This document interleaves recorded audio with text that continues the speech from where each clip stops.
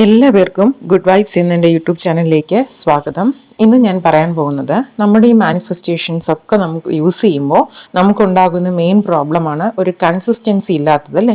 അപ്പോൾ അതിന് ഞാൻ ചെയ്തൊരു പ്രാക്ടീസ് ഞാനായിട്ട് കണ്ടുപിടിച്ച് ചെയ്തതല്ല. ഇതും ബുക്ക് വൈസ് വന്ന ഒരു പ്രാക്ടീസ് തന്നെയാണ്. അതെങ്ങനെയാണ് എന്താണ് അതിലെ പ്രത്യേകത എന്നൊക്കെ പറയാം കേട്ടോ. ആദ്യം ഞാൻ ഫസ്റ്റ് ഈ ലോ ഓഫ് അട്രാക്ഷൻ പ്രാക്ടീസ് ചെയ്യുന്ന സമയത്ത് എല്ലാവരെയും പോലെ ഞാനും ചെയ്തിരുന്നത് അഫർമേഷൻസും വിഷ്വലൈസേഷനും പിന്നെ സ്ക്രിപ്റ്റിങ്ങും ആയിരുന്നു കേട്ടോ. പക്ഷെ എനിക്കുള്ള ഒരു പ്രോബ്ലം എന്ന് പറയുന്നത് കുറച്ച് ടൈം കൺസ്യൂമിങ് ആയിട്ടുള്ള പ്രാക്ടീസസ് ആണെങ്കിൽ, ഇപ്പൊ സ്ക്രിപ്റ്റിംഗ് ഒക്കെ ആണെങ്കിൽ നമ്മൾ ആദ്യത്തെ ദിവസം ഒരു പാരഗ്രാഫ് വൈസ് സ്ക്രിപ്റ്റിംഗ് എഴുതും, ശേഷം ഡെയിലി അത്രയും പാരഗ്രാഫും നമ്മൾ വായിക്കണം. അപ്പൊ കുറച്ച് ടൈം എടുക്കുന്ന പ്രാക്ടീസസ് ആണ് അപ്പൊ ആ ടൈം എടുക്കുന്ന പ്രാക്ടീസസിൽ എനിക്കുണ്ടാകുന്ന കുഴപ്പം എന്ന് പറയുന്നത്, ഇന്നത്തെ ഫസ്റ്റ് ഡേ ഞാൻ നല്ല ഒരു ആക്റ്റീവായിട്ടും വളരെ ഇൻട്രസ്റ്റ് ആയിട്ടും ഒക്കെ എഴുതും. പക്ഷേ സെക്കൻഡ് ഡേ കുറച്ച് അത് എഴുതുന്നതിൽ കുറച്ച് ഇൻട്രസ്റ്റ് കുറവായിരിക്കും. പതിയെ അതങ്ങ് സ്കിപ്പ് ചെയ്യാൻ തുടങ്ങും ആ ഒരു പ്രാക്ടീസ്. അങ്ങനെ അതിൻ്റെ കൺസിസ്റ്റൻസി പാടെ അങ്ങ് പോയി കിട്ടും. പിന്നെ ഞാൻ ചെയ്തത് അഫർമേഷൻസ് എന്ന് പറയുമ്പോൾ അഫർമേഷൻസ് പറയും, പക്ഷെ പറയുമ്പോൾ അഫർമേഷൻസ് പറയണമല്ലോ നമ്മൾ ഈ ദിവസം ഇന്ന അഫർമേഷനാണ് ഞാൻ റിപ്പീറ്റഡ് ആയിട്ട് പറയേണ്ടത് എന്നുള്ള ഒരു കാര്യം മനസ്സിൽ വെച്ച് പറയുമ്പോൾ എനിക്ക് അഫർമേഷൻ അത്ര സാറ്റിസ്ഫൈഡ് ആയിട്ടോ വളരെ ഫീലോട് കൂടിയോ ചെയ്യാൻ പറ്റുന്നില്ല. വിഷ്വലൈസേഷൻ സെയിം ആണ്, പക്ഷെ വിഷ്വലൈസേഷൻ ആദ്യമൊക്കെ ചെയ്യുമ്പോൾ ഒരു ക്ലാരിറ്റിയോടെ ചെയ്യാൻ പറ്റാത്തൊരവസ്ഥ.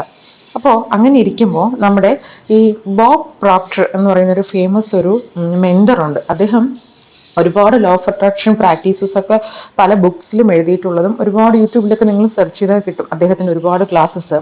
അപ്പോൾ അദ്ദേഹം പറഞ്ഞൊരു കാര്യം, നമ്മൾ നമ്മുടെ ആഗ്രഹത്തെ ഫസ്റ്റ് മനസ്സിൽ എത്രത്തോളം വ്യക്തമായി കാണുന്നുവോ ആ സമയത്ത് നമുക്ക് നമ്മുടെ ആഗ്രഹത്തെ കയ്യിൽ ഹോൾഡ് ചെയ്യാൻ പറ്റുന്നതാണ്. നമ്മുടെ മനസ്സിൽ നമ്മുടെ ആഗ്രഹത്തെ കൊണ്ടുവന്നാൽ മാത്രമേ നമുക്കത് കൈകളിലേക്ക് എത്തിക്കാൻ പറ്റുള്ളൂ എന്നാണ് പറയുന്നത്. അപ്പോൾ അദ്ദേഹം ഈ കൺസിസ്റ്റൻസിയെ കുറിച്ച് പറയുന്നുണ്ട്. എല്ലാവരുടെയും കോമൺ ആയിട്ടുള്ള പ്രോബ്ലം, എല്ലാവരും ഒരുപാട് പ്രാക്ടീസസ് ഒക്കെ ആദ്യം ചെയ്യും, പക്ഷേ പതിയെ ആ ഒരു ഇൻട്രസ്റ്റ് പോവുകയും സ്കിപ്പായി തുടങ്ങും. അതിന് കാരണമെന്ന് പറയുന്നത്, ഫസ്റ്റ് നമ്മൾ വലിയ ടൈം കൺസ്യൂമിങ് ആയിട്ടുള്ള പ്രാക്ടീസസ് എടുക്കുന്നത്. സെക്കൻഡ്, നമ്മൾ ആ ഒരുപാട് നേരം നമ്മൾ ചെയ്യണമല്ലോ എന്ന് വിചാരിക്കുമ്പോൾ തന്നെ നമുക്കൊരു മടിപ്പ് തോന്നും ആ പ്രാക്ടീസിനോട്. അപ്പോൾ അദ്ദേഹം പറയുന്നത്, നിങ്ങൾ ഫസ്റ്റ് ചെയ്യുന്നവരാണെങ്കിൽ, അല്ലെങ്കിൽ കൺസിസ്റ്റൻസി എനിക്കില്ല എന്ന് നിങ്ങൾക്ക് ഉറപ്പാണെങ്കിൽ 3 to 5 minutes ഉള്ള പ്രാക്ടീസസ് ട്രൈ ചെയ്യണം. അപ്പോൾ സമയം വളരെ കുറവായിരിക്കും. അതുപോലെ തന്നെ ഈ 3 to 5 minute പ്രാക്ടീസസിൽ മെയിനായിട്ട് നിങ്ങൾ കോൺസെൻട്രേറ്റ് ചെയ്യേണ്ടത് റൈറ്റിംഗ് പ്രാക്ടീസസ് ആയിരിക്കണം. അപ്പോൾ ഒരു 3 മിനിറ്റ് അല്ലെങ്കിൽ 5 മിനിറ്റ് കൊണ്ട് എഴുതി തീർക്കുന്ന പ്രാക്ടീസസ്. ഈ എഴുതുമ്പോൾ നമുക്ക് കിട്ടുന്ന ഒരു പ്രത്യേകത എന്ന് പറയുന്നത്, അത് സബ് കോൺഷ്യസ് മൈൻഡിനെ അതിവേഗം റീപ്രോഗ്രാമിംഗ് ചെയ്യപ്പെടും. അതുപോലെ നമ്മൾ ഈ പ്രാക്ടീസ് എഴുതുമ്പോൾ അത് ഓരോ ദിവസവും റിപ്പീറ്റ് ചെയ്യുമ്പോൾ, റിപ്പീറ്റേഷൻ എന്ന് പറയുന്നത് വിശ്വാസത്തെ കൂട്ടും. അദ്ദേഹം പറയുന്നത് repetition is the mother of belief എന്നാണ് പറയുന്നത്. അത്രയ്ക്ക് ആവർത്തനം എന്ന് പറയുന്നത് നമ്മുടെ വിശ്വാസത്തെ കൂട്ടിക്കൊണ്ടേയിരിക്കും. അപ്പം അങ്ങനെയുള്ളൊരു 5 minute റൈറ്റിംഗ് പ്രാക്ടീസാണ് ഞാൻ ഇന്ന് നിങ്ങൾക്ക് പറയുന്നത് കേട്ടോ. ഇത് ഞാൻ ഈ പറയുന്ന സെൻറ്റൻസിൽ എന്തൊക്കെയാണോ എഴുതണമെന്ന് പറയുന്നത് അത് അതേപടി എഴുതുക, ബാക്കി നിങ്ങളുടെ രീതിക്ക് നിങ്ങൾക്ക് എഴുതി തീർക്കാം കേട്ടോ. അപ്പോൾ അദ്ദേഹം പറയുന്നത്, ഡെയിലി നിങ്ങൾക്ക് മോർണിംഗ് ചൂസ് ചെയ്യുകയാണെങ്കിൽ അത്രയും നല്ലത്, നൈറ്റ് ആണെങ്കിൽ അങ്ങനെ. ഒരു ഡേയിൽ ഈ മോർണിംഗ് അല്ലെങ്കിൽ നൈറ്റ് നിങ്ങൾ ഒരു 5 minute എങ്കിലും റൈറ്റിംഗ് ഒരു മാനിഫെസ്റ്റേഷൻ പ്രാക്ടീസ് നിങ്ങൾ ഡെയിലി പ്രാക്ടീസ് ചെയ്യണമെന്നാണ് പറയുന്നത്. അതുപോലെ തന്നെ നിങ്ങൾ ആ ഒരു ആഗ്രഹം സെലക്ട് ചെയ്യുമ്പോൾ ഒരു മാനിഫെസ്റ്റേഷൻ പ്രാക്ടീസിനകത്ത് കഴിവതും ഒരാഗ്രഹം മാത്രം എഴുതുക.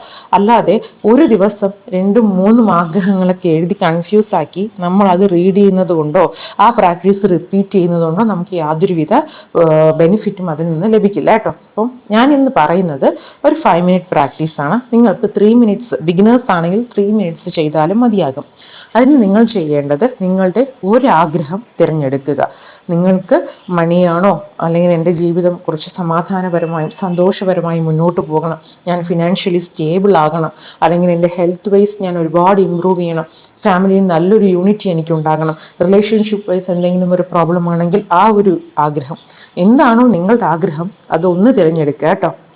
ശേഷം നിങ്ങൾ ചെയ്യേണ്ടത് ഈ സെൻറ്റൻസ് അതുപോലെ എഴുതണം കേട്ടോ. സെൻറ്റൻസ് ഇതാണ്: ഞാനിപ്പോൾ വളരെ സന്തോഷത്തോടും വളരെ നന്ദിയോടും ജീവിക്കുന്നു. കാരണം എന്ന് പറഞ്ഞിട്ട് നിങ്ങളുടെ ഏതൊരു ആഗ്രഹമാണോ അത് നേടിയെടുത്തതായി കരുതി നിങ്ങൾ എഴുതുക. ഞാനിപ്പോൾ ഒരു എക്സാമ്പിളിന്, ഞാനിപ്പോൾ വളരെ സന്തോഷത്തോടും സമാധാനത്തോടുകൂടും ജീവിക്കുന്നു. കാരണം എൻ്റെ ജീവിതം ഇപ്പോൾ വളരെ ശാന്തമായും സമാധാനപരമായും സ്ഥിരതയോടും മുന്നോട്ട് പോയിക്കൊണ്ടേയിരിക്കുന്നു. എനിക്ക് ഇപ്പോൾ ഭാവിയെക്കുറിച്ച് ചിന്തിക്കുമ്പോൾ വളരെ ആത്മവിശ്വാസം അനുഭവിക്കുന്നു. ഇതില് ഞാൻ ഇപ്പോൾ എന്ന് തുടങ്ങുന്ന ആ സെന്റൻസിൽ ഇപ്പോൾ എന്ന് പറയുന്ന ഒരു പ്രസന്റിനെ നിങ്ങൾ ഉറപ്പായിട്ടും ആ ഒരു വേർഡ് സൂചിപ്പിച്ചിരിക്കണം. അതുപോലെ രണ്ട് ഫീലിങ്സ്, സന്തോഷം, നന്ദി, ഗ്രാറ്റിറ്റ്യൂഡ്, ഇത് രണ്ടും ഉണ്ടായിരിക്കണം. ശേഷം കാരണം കഴിഞ്ഞ് ഞാൻ പറഞ്ഞെടുത്ത് നിങ്ങളുടെ ആഗ്രഹം എന്താണോ അത് നടന്നു കഴിഞ്ഞതായി, ഇപ്പോൾ സാമ്പത്തികമായി വളരെ മുന്നോട്ട് പോയിക്കൊണ്ടേയിരിക്കുന്നു, അല്ലെങ്കിൽ ആരോഗ്യപരമായി ഞാൻ വളരെ മുന്നോട്ട് പോയിക്കൊണ്ടേയിരിക്കുന്നു, ഇങ്ങനെയുള്ള രീതിയിൽ എഴുതുക. ഇത്രയും സെന്റൻസിൽ ഒതുക്കുക. ഞാൻ ഈ പറഞ്ഞ കാര്യം ഇത്രയും സെന്റൻസിൽ ഒതുക്കി നിങ്ങളൊരു മാക്സിമം ഒരു 5 ടൈംസ് എഴുതാം. നിങ്ങൾക്ക് അത് പറ്റിയില്ല എന്നുണ്ടെങ്കിൽ 3 ടൈംസ് നിങ്ങൾ ഒരു ദിവസം എഴുതുക. ഒരു മോർണിംഗ് ആണെങ്കിൽ മോർണിംഗ് 3 ടൈംസ് എഴുതുക, നൈറ്റ് ആണെങ്കിൽ നൈറ്റ് 3 ടൈംസ് എഴുതുക. ശേഷം നിങ്ങളത് വായിക്കാനോ അല്ലെങ്കിൽ വീണ്ടും വീണ്ടും റിപ്പീറ്റ് ചെയ്യാനോ, നൈറ്റ് രാവിലെ എഴുതുന്നവരാണെങ്കിൽ നൈറ്റ് റിപ്പീറ്റ് ചെയ്ത് വായിക്കുക, അല്ലെങ്കിൽ എഴുതിയ ഉടനെ തന്നെ റിപ്പീറ്റ് ചെയ്ത് വായിക്കുക. അതിൻ്റെ ആവശ്യമേ ഇല്ല. നിങ്ങൾ എഴുതുക ഡെയിലി. ഒരു ആഗ്രഹം നിങ്ങൾ തിരഞ്ഞെടുക്കുമ്പോൾ 7 ദിവസം കണ്ടിന്യൂസ് ആയിട്ട് നിങ്ങൾ സ്കിപ്പ് ചെയ്യാതെ എഴുതുക കേട്ടോ. ഇത് ഏതൊരു ആഗ്രഹമാണോ തിരഞ്ഞെടുക്കുന്നത് അതിന് 7 ദിവസം നിങ്ങൾ കണ്ടിന്യൂസ് ആയിട്ട് ആ ആഗ്രഹം മാത്രം 7 ദിവസം എഴുതുക. ഇങ്ങനെ കണ്ടിന്യൂസ് ആയിട്ട് എഴുതുക മാത്രമാണ്, പിന്നെ അത് വായിക്കരുത് കേട്ടോ. കാരണം നമ്മൾ എഴുതുന്ന നോട്ട്ബുക്ക് അടയ്ക്കുക കേട്ടോ. ഡെയിലി ഇത് 7 ദിവസവും നിങ്ങൾ സ്കിപ്പ് ചെയ്യാതെ എഴുതുക. അപ്പോൾ ഇങ്ങനെ എഴുതുന്ന സമയത്ത് നമ്മുടെ ബ്രെയിനിന് ശക്തമായ ഒരു മെസ്സേജാണ് ആഗ്രഹത്തിന് വേണ്ടി നമ്മൾ കൊടുക്കുന്നത്. സ്വാഭാവികമായും നമ്മുടെ ബ്രെയിനിൽ നമ്മുടെ ആഗ്രഹത്തെ ഫോഴ്സ് ചെയ്യിപ്പിക്കാതെ നമ്മുടെ സബ് കോൺഷ്യസ് മൈൻഡിലേക്ക് ആ ഒരു ആഗ്രഹത്തെ നമുക്ക് എത്തിക്കാൻ സാധിക്കും. അങ്ങനെ പതിയെ പതിയെ ആ ആഗ്രഹം വ്യക്തമാവുകയും നമ്മുടെ സബ് കോൺഷ്യസ് മൈൻഡിൽ വ്യക്തമാവുകയും നമ്മൾ അറിയാതെ ആ സബ് കോൺഷ്യസ് മൈൻഡ് ആ ആഗ്രഹത്തിന് വേണ്ടി ഒരു എഫേർട്ട് എടുക്കുകയും ചെയ്യും. ഇതാണ് അവിടെ നടക്കുന്നത്. നിങ്ങൾ ഇതിൽ ശ്രദ്ധിക്കേണ്ടത് ഞാൻ പറഞ്ഞ ആ സെന്റൻസും ഒപ്പം ഒരു 3 മിനിറ്റ്സ് അല്ലെങ്കിൽ മാക്സിമം 5 മിനിറ്റ്സ് മാത്രം ചെയ്യുക. ഒരു ടൈം ചെയ്യുക, മോർണിംഗ് അല്ലെങ്കിൽ നൈറ്റ് മാത്രം ചെയ്യുക. എഴുതി കഴിഞ്ഞതിന് ശേഷം വായിക്കേണ്ട, നിങ്ങൾ ആ ബുക്ക് അടച്ചു വെക്കാൻ കേട്ടോ.